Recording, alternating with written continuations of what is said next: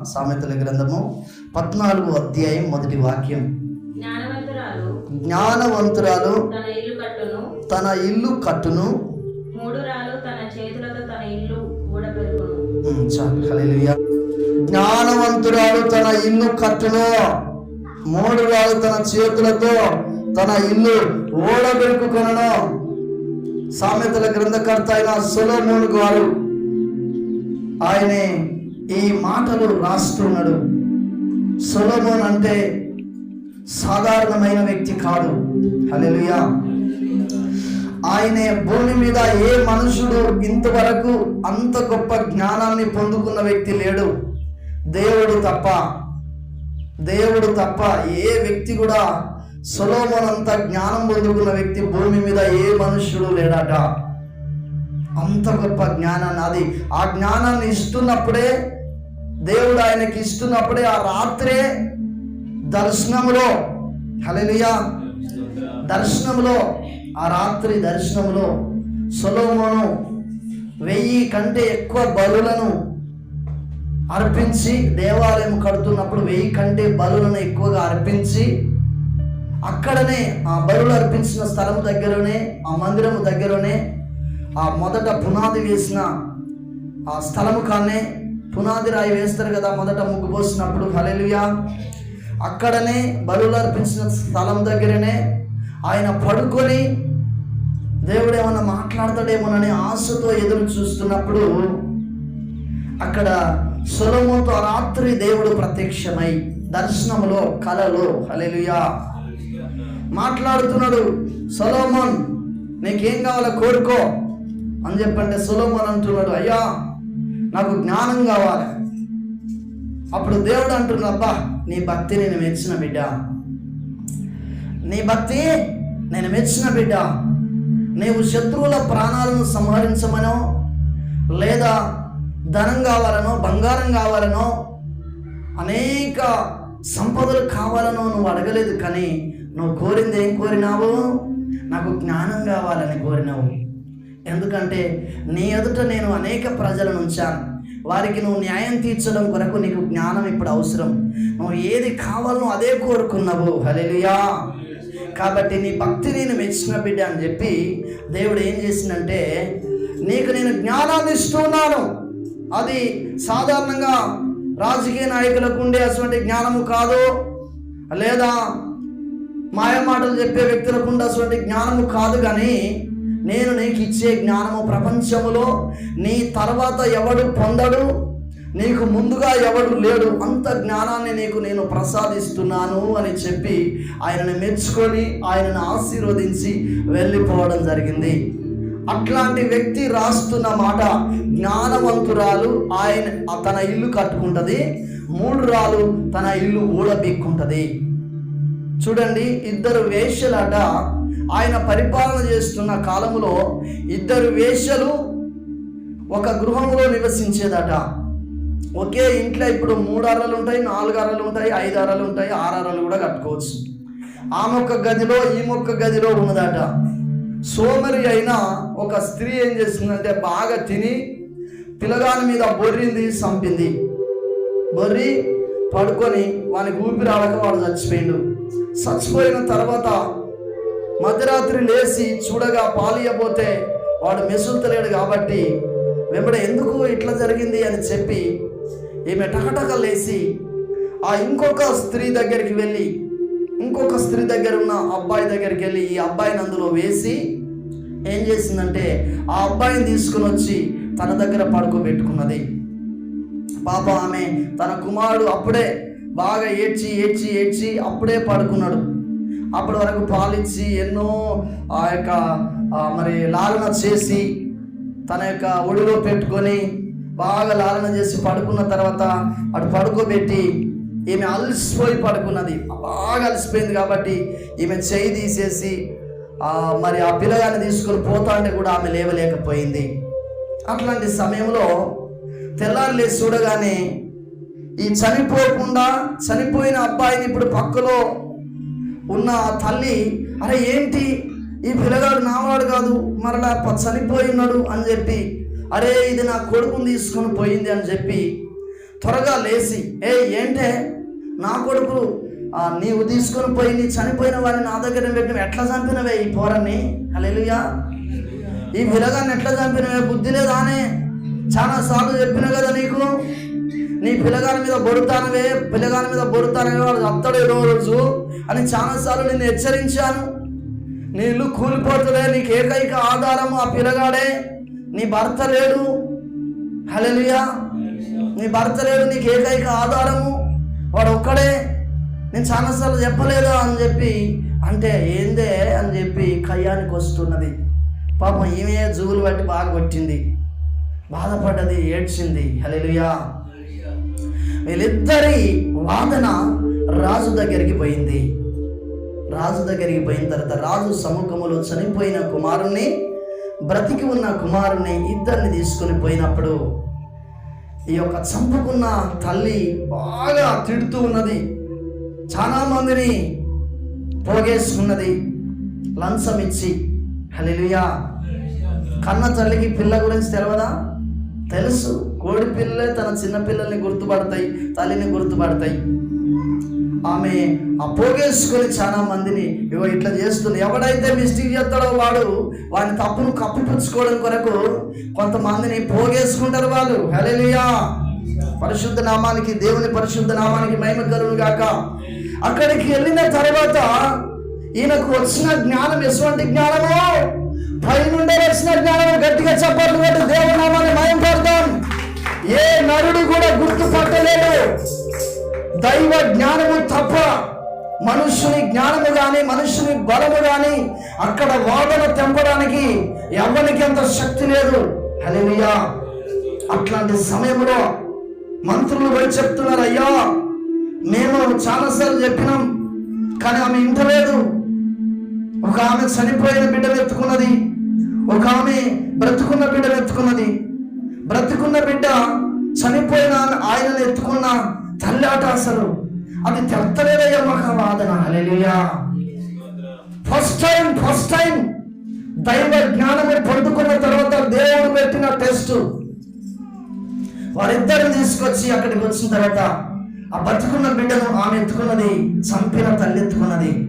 మీ వాదన ఏంటి అని చెప్పగానే సొలొమోను, హల్లెలూయా, అప్పుడు అంటున్నాడు, బ్రతికి ఉన్న బిడ్డ తల్లి చచ్చిపోయిన బిడ్డను ఎత్తుకొని ఉన్నది కాబట్టి అయ్యా, చాలా సార్లు ఈ దొంగకు, ఈ దౌర్భాగ్యపు స్త్రీకి, ఈ అజ్ఞాన స్థితిలో ఉన్న స్త్రీకి, ఈ మూఢురాలకు, తన ఇల్లును ఊరపిక్కుంటున్న ఈ స్త్రీకి చాలాసార్లు చెప్పిన, నీ బిడ్డ పైకి బొడతానవే, కొంచెం తక్కువదినే అని చెప్పిన ఈయనలే వెనక తన కొడుకు మీదికి బొర్రి చంపి మధ్యరాత్రి వేళ నా దగ్గరకు వచ్చి నా కొడుకుని తీసుకొని చనిపోయిన కుమారుని నా పక్కలో వేసి వెళ్ళిందయ్యా.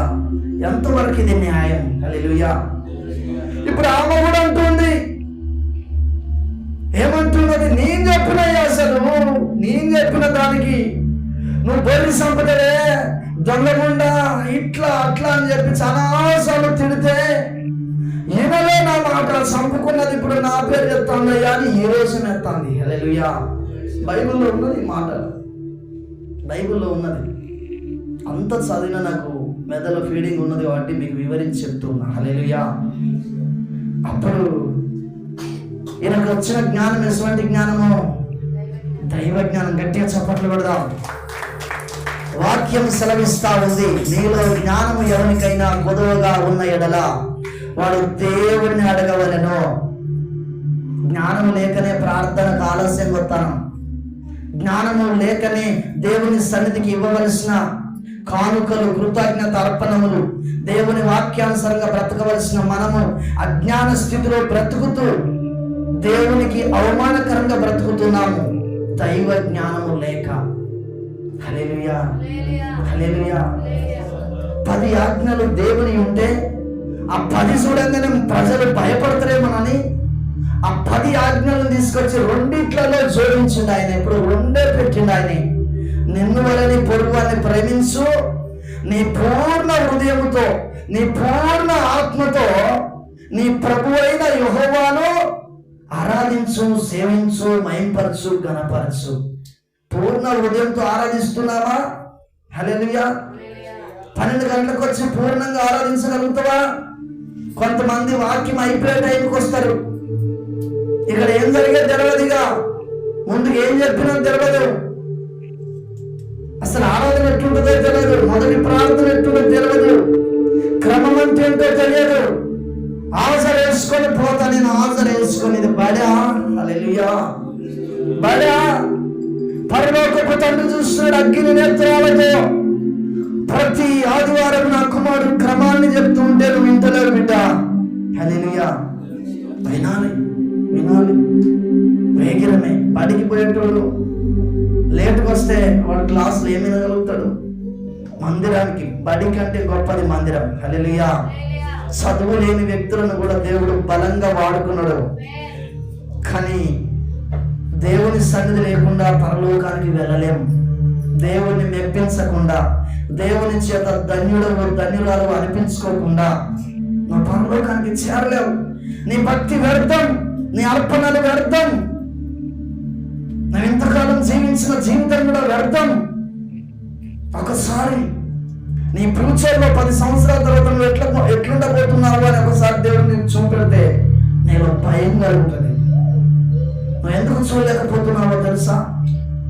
దేవునికి సమీపంగా లేవు. నీవు దేవుని స్వరాన్ని వినలేకపోతున్నావు, దేవుని దర్శనాన్ని చూడలేకపోతున్నావు, ఆ దైవ జ్ఞానాన్ని నువ్వు పొందలేకపోతున్నావు, నీ కుటుంబాన్ని సరిగ్గా నడిపించలేకపోతున్నావు. హల్లెలూయా. ఇక్కడ ఆయన అడిగింది డబ్బు కాదు, బంగారం కాదు, వెండి కాదు. దేవుణ్ణి అడిగింది నాకు జ్ఞానం కావాలయ్యా. హల్లెలూయా.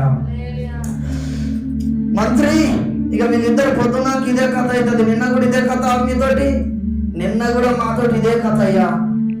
వీళ్ళకి చెప్పలేకపోతాను, ఇన్ని వాదనలు మేము దించినాం కానీ వీళ్ళకి దించలేకపోతాను అంటే అప్పుడు మనస్సు కళ్ళు మూసుకొని, ప్రభువా నువ్వు జ్ఞానం ఇచ్చినని మొన్న నాకు దర్శనంలో చెప్పినావు, అది ఇప్పుడు పనిచేయాలి ప్రభువా, నీ మాట వింటా, నీకు నచ్చినట్టు ఉంటా అన్నాడు. అంతే. హల్లెలూయా. అప్పుడు దేవుడు తన ఆలోచనలో నింపుతూ ఉన్నాడు.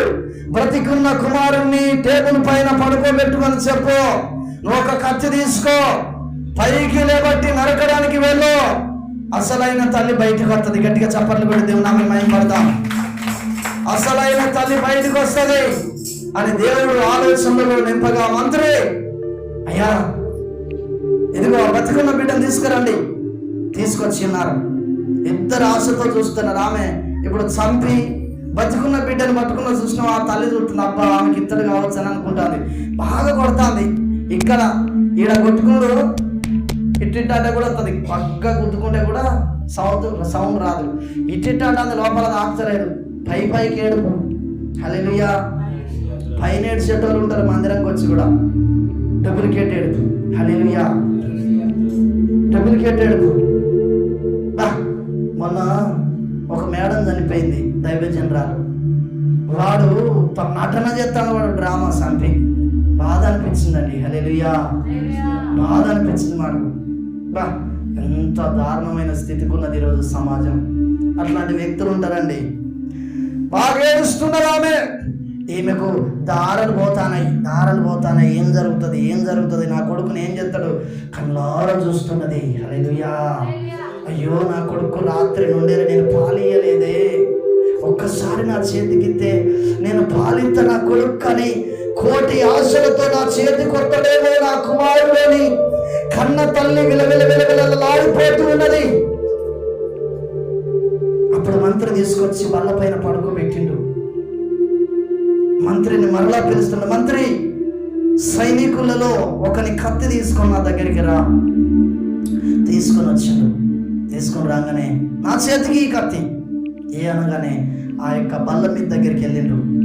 కత్తి తీసుకొని ఇలా కొట్టపోయిండు. హల్లెలూయా. హల్లెలూయా అని చెప్పి అనగానే కన్న తల్లి వచ్చి కాళ్ళ మీద పడ్డది. అయ్యా ఏం చేస్తున్నావయ్యా? ఏం చేయడం ఏందమ్మా?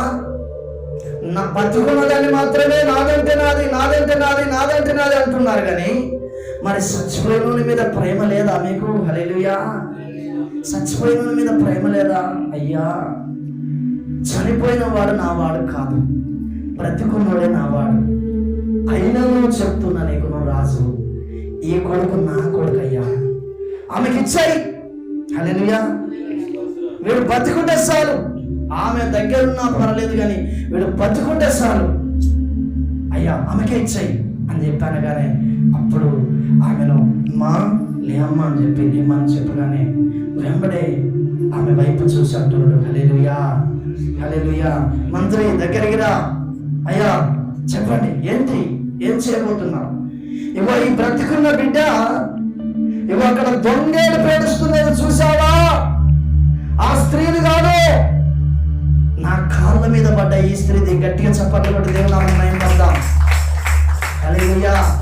దైవ జ్ఞానము ఇలాగుంటది దైవజనమా. అట్లాంటి వ్యక్తి రాస్తున్న మాటలు.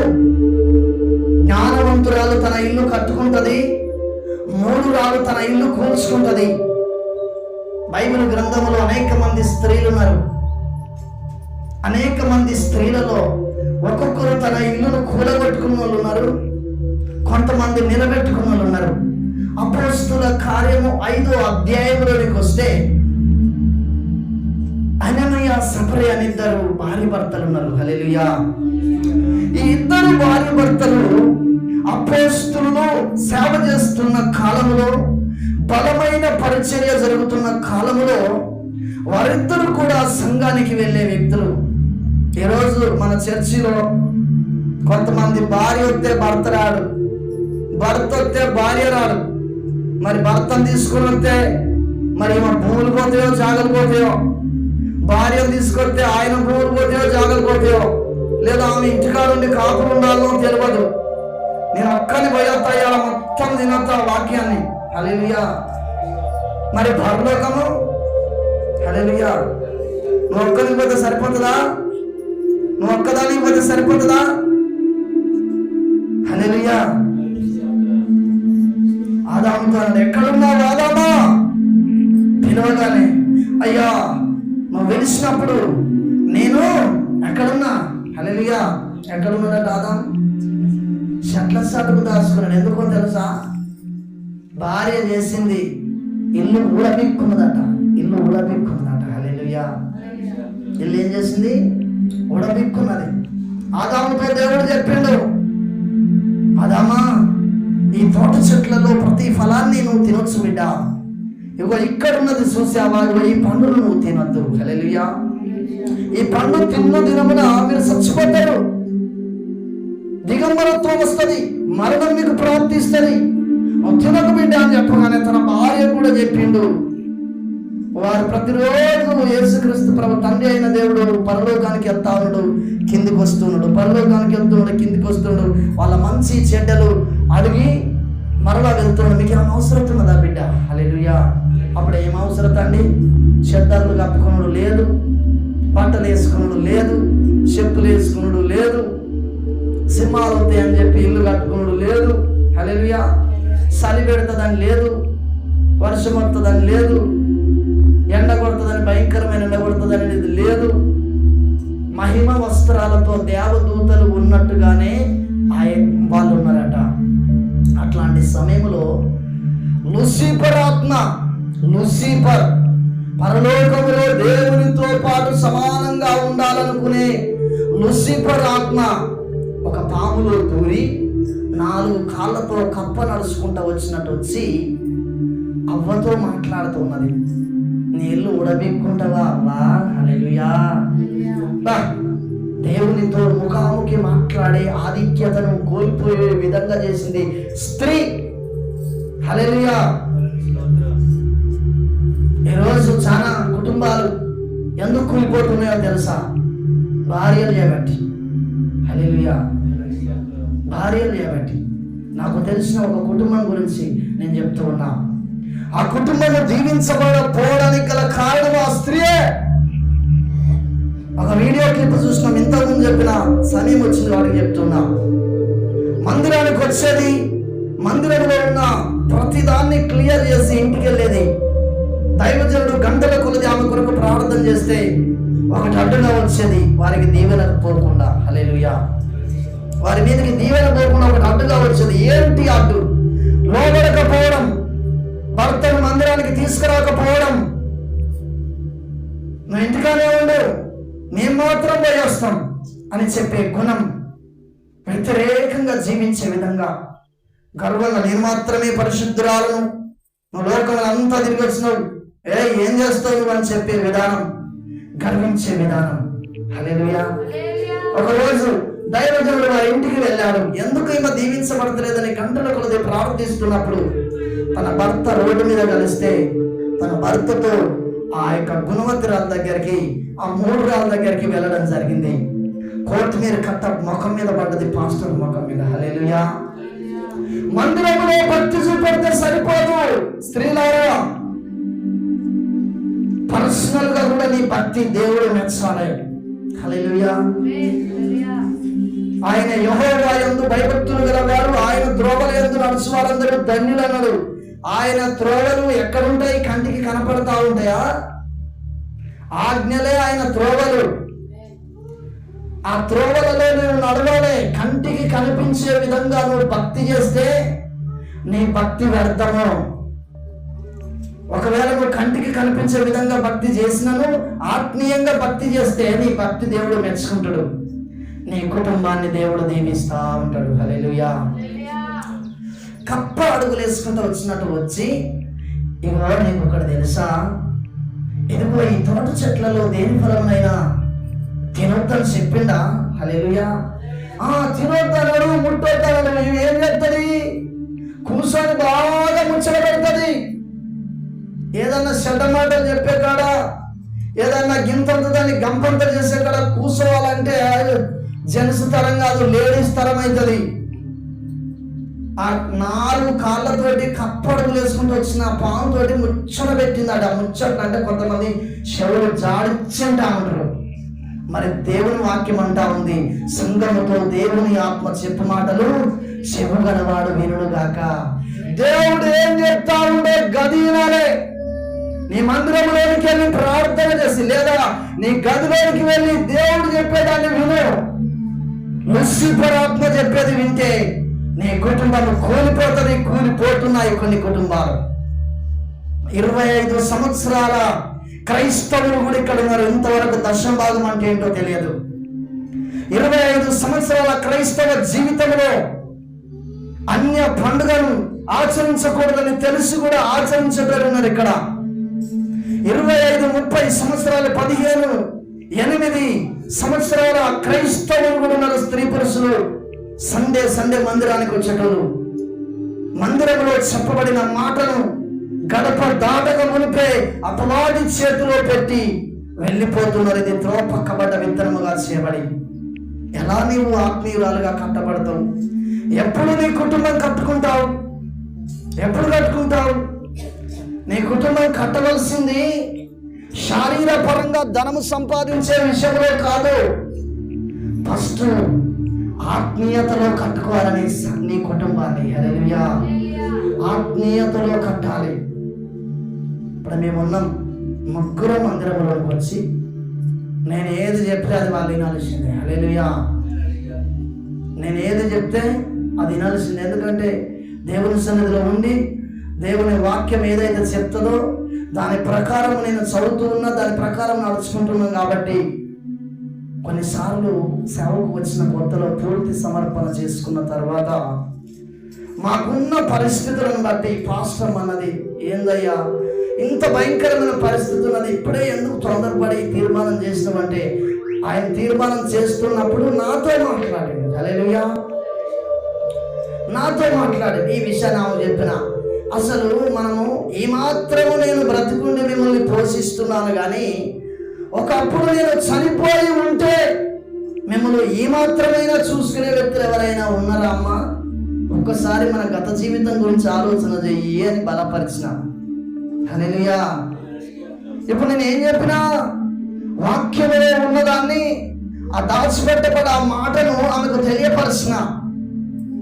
కానీ అవ్వ ఏం చేసిందంటే, సాతానుడు వచ్చి ఆ పండును ఇవ్వగానే చూపెట్టగానే అక్కడ అబద్ధం చెప్పి తను తిని, నేను పడిపోయినా నువ్వు పడిపోవాలి. హల్లెలూయా. ఏందట? నేను పడిపోయినా నువ్వు పడిపోవాలి. తిను. నేనంటే ఇష్టం లేదా నీకు? ప్రేమ లేదా? హల్లెలూయా. ప్రేమ లేదా? ప్రేమ లేదా అని చెప్పి అపవిత్రమైన భోజనాన్ని తినిపించే వ్యక్తులు కూడా ఉన్నారో లేరా? చుట్టాలు వస్తారు, మాకే తెచ్చిన మందు నువ్వు తాగవా? ఒక్క సుక్కాన్ని కూడా పడిపోయినావు. ఆయన ఈ మందిరానికి వచ్చేట ఆయన మందు సీసా తీసుకొచ్చి ఆయన ముందర పెట్టిన తర్వాత 5 వరకు తాగిన ఆయన ఊకో బుద్ధి అవుతుందా? ఊకో బుద్ధి అవుతుందా? యేసుక్రీస్తు ప్రభుల వారు రాళ్ళను రొట్టెలుగా ఎందుకు చేయలేదో తెలుసా? రొట్టెలు చూసిన తర్వాత తినబుద్ధి కాకుండా ఉంటారా? మందు చూసినాక తాగిన పానం తాగకుండా ఊకో బుద్ధి అవుతుందా? బుద్ధి ఉండాలి స్త్రీకి. నువ్వే ప్రోత్సహించి మందు తెప్పిస్తే తాగకుండా ఊరుకుంటాడు ఆయనే. హల్లెలూయా. ఆమె తిన్నది భర్త నేను పడిపోయినా, నేను చెడిపోయినా నా భర్త కూడా పడిపోవాలి, చెడిపోవాలని చెప్పి ఇచ్చింది. ప్రపంచం అంతటికి ఏం చేసిందండి? పాపం అంట కట్టింది. హల్లెలూయా, హల్లెలూయా. ఇల్లు ఉడబీకిందా కట్టిందా? ఉడబీకిందా కట్టిందా? ఉడబీకేటట్టు ఉండదు. జ్ఞానవంతురాలు. అందుకనే ప్రతిరోజు అసలు స్త్రీ ఎప్పుడు లేవాలి ఒకసారి చూడండి. సామెతల గ్రంథము 31వ అధ్యాయం 10వ వచనం. అరుదు, అట్టిది ముత్యము కంటే అమూల్యమైనది.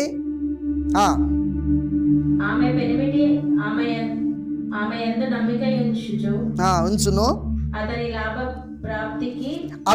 లాభ ప్రాప్తికి వెలితి కలగదు. కొంతమంది భార్యలు ఏం చేస్తారంటే డబ్బులు తీసుకొచ్చి ఇంట్లో పెడితే దొంగతనం చేస్తాను. హల్లెలూయా. దాతారు. నేనేడ తీసినయ్యా?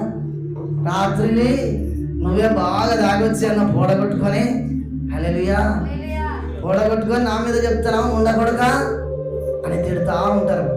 ఇప్పుడు ఈమె దొంగతనం చేసేది ఆయన చూస్తా ఉన్నాం. హల్లెలూయా. ఇల్లు ఊడబీకుతుందా, కడుతుందా? దొంగ అయింది. ఇక ఈ దొంగ దశంభాగం తెమ్మంటే తెత్తదా? హల్లెలూయా. ఆల్రెడీ భర్త ఈ దొంగతనం చేస్తుంది, దేవుని కూడా దొంగతనం చేస్తాను. హల్లెలూయా. ఆజ్ఞలు మీరుతా ఉన్నారా? ఆజ్ఞలు పాటిస్తున్నారా?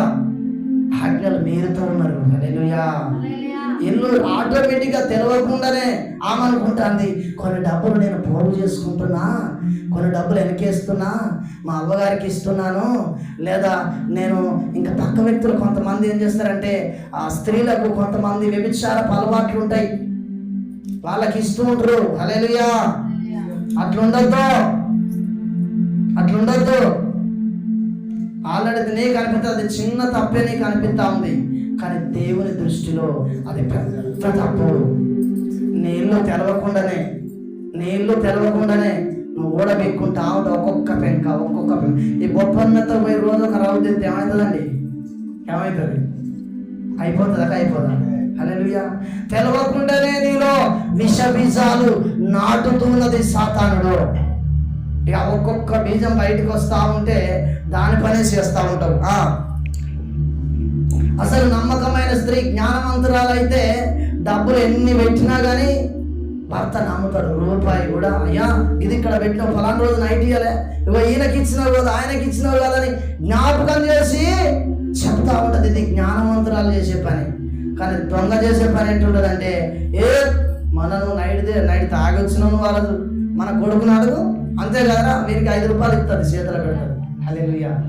5 రూపాయలు చేతిలో పెట్టి వీరితో అబద్ధం ఆడిస్తుంది. ఇప్పుడు వీడేం చేస్తాడు?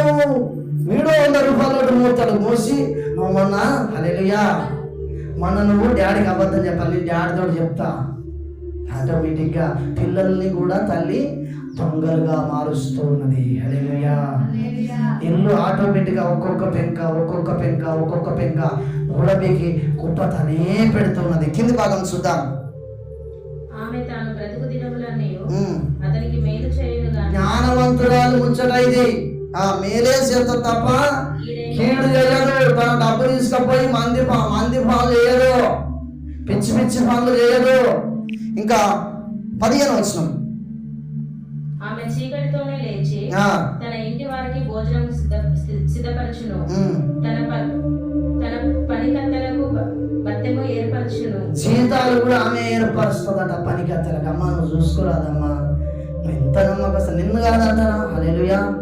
ఆయన తీసుకొచ్చిన వరకే మెయింటైన్ చేసిన అంతా భార్యే ఇంటి దగ్గర. మన మధ్యలో ఉన్న ఏలియా ఉన్నాడు. ఏలియా గురించి తెలుసు అంటే మీ అందరి గురించి తెలియదు కాబట్టి ఏలియా గురించి తెలుసు కావచ్చు అంటాను.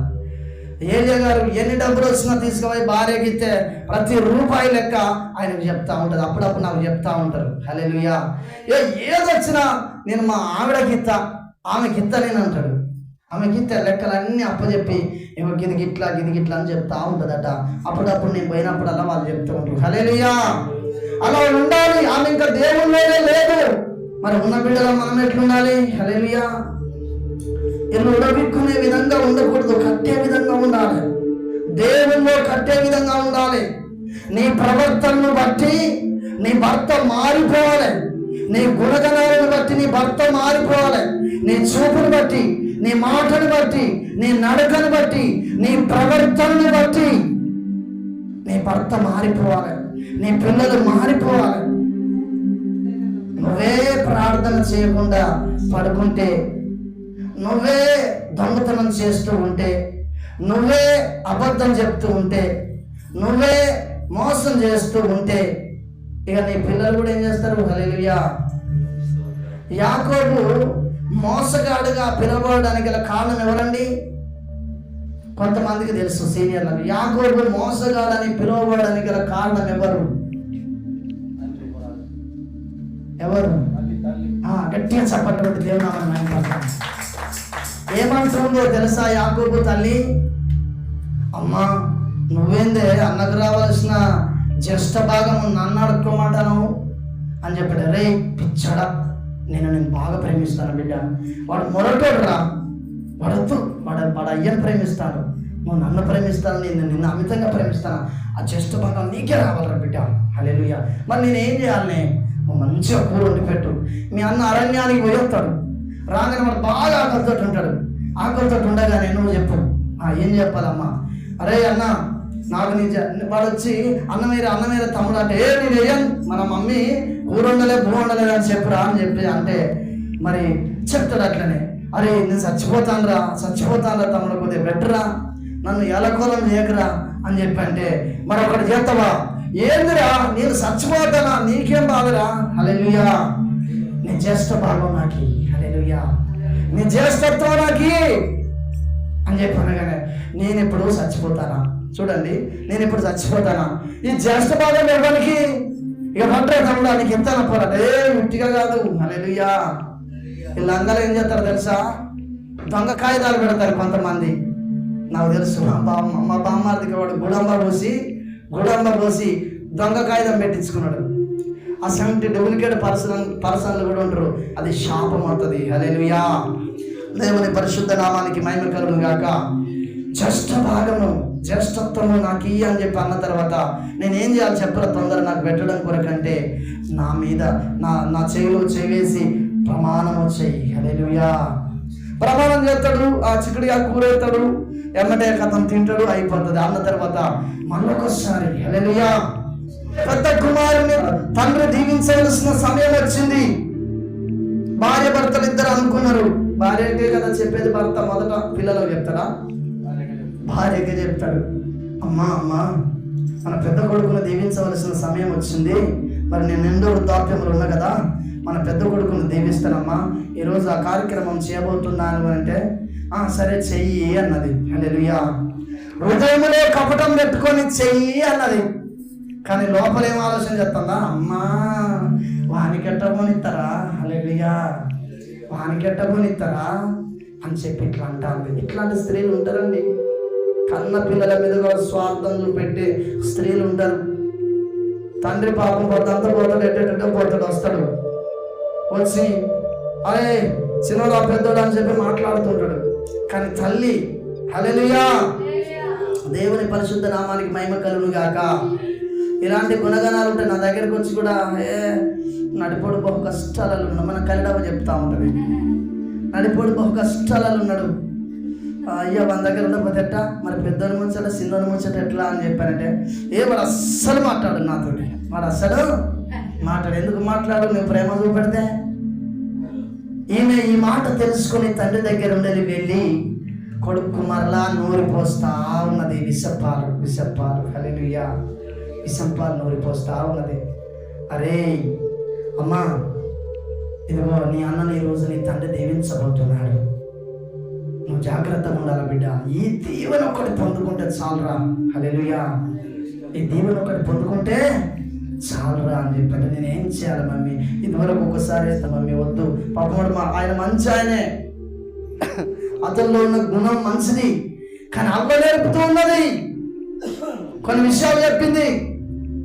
ఇగో నేను చెప్పినాడు చేయి బిడ్డ అని చెప్పగానే ఇక తల్లి మాటకు విధేయత చూపెట్టి కొద్దిగా ఆగిన తర్వాత పెద్ద కొడుకును తండ్రి పిలిపించుకొని మాట్లాడుతున్నాడు. హల్లెలూయా, నా కుమారుడా, పెద్దోడా, ఇదిగో నువ్వు దీవెన పొందడానికి అర్హుడు. ఇగో నువ్వు అరణ్యానికి వెళ్ళి, నేను చనిపోక మునిపే అరణ్యానికి వెళ్ళి అక్కడ ఒక మంచి ఆ యొక్క మేకం మాంసం తీసుకుని వచ్చి, ఆయనే వేటాడే వ్యక్తి పెద్దోడు, చిన్నోడు నాటు వైద్యాలు చేసే వ్యక్తి. నువ్వు ఆ మాంసం తీసుకొని వచ్చి మంచిగా వండి నేను చనిపోక ముందుకే నాకు పెట్టు, నేను తృప్తిగా తిని నిన్ను దీవిస్తా బిడ్డ అంటే, ఓకే జ్యేష్ఠత్వం పోయిందని చెప్తలేడు. హల్లెలూయా, అది గోడగొట్టుకున్న దీన్నైనా సంపాదించుకోవాలి. వాడు ఇంట్లో అని అటు ఇటు చూస్తే చిన్న రంధ్రంలోకి వీళ్ళు చూస్తారు, పాపం ఆయనకు తెలియదు. హల్లెలూయా, పాపం ఆయన అరణ్యానికి పోయి మా డాడీ చెప్పిండు నన్ను దీవిస్తారట అని చెప్పి ఆయన పోయిండు. కథ ఈయన తల్లి ఏం చెప్పిందంటే చిన్నంతట, రే మంచిగా మీ డాడీకి ఎట్లా నచ్చుతుందో నాకు తెలుసు. హల్లెలూయా, ఎట్లా వండితే నచ్చుతుందో నాకు తెలుసు బిడ్డ, నేను వండుతా, నువ్వు తీసుకొని పో. మరి అన్నకు అంతా గొర్రె చర్మం ఉన్నట్టు ఉంటుందే. హల్లెలూయా, ఒంటె చర్మం ఉన్నట్టు ఉంటుంది అన్నది.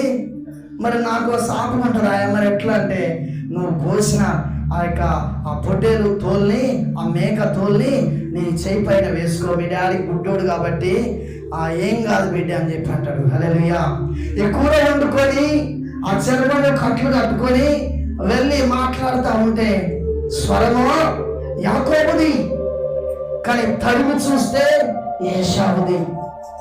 మోసం చేస్తున్నాడు. హల్లెలూయా, అది తిని దీవిస్తాడు. దీవించిన తర్వాత వాళ్ళ అన్న వచ్చి మరలా మాంసం వండుకొని రాగానే ఆ మోసం బట్టబయలవుతుంది. తమ్ముడిని చంపడానికి అన్న ప్రయాణిస్తా ఉన్నాడు. ఎక్కడ వాడు దొరకాలి, ఎక్కడ వాడు దొరుకుతాడు. 2 సార్లు నన్ను మోసం చేసిండని. హల్లెలూయా, 21 సంవత్సరము తండ్రి ఇంటిని వదిలిపెట్టి వనవాసం అయినట్టు పోయిందని తల్లి చేసిన తప్పుకు. హల్లెలూయా, 3 రాళ్ళు తన ఇల్లు ఊడబిక్కున్నది. ఈ పెద్ద కొడుకు బాధ అనిపించి అన్య స్త్రీని వివాహం చేసుకున్నాడు. దేవునికి విరోధంగా బ్రతకడం ప్రారంభం చేసిండు. శాపగ్రస్తుడు అయిండు. హల్లెలూయా, ఎవరు చేసింది శాపగ్రస్తుని? తనే.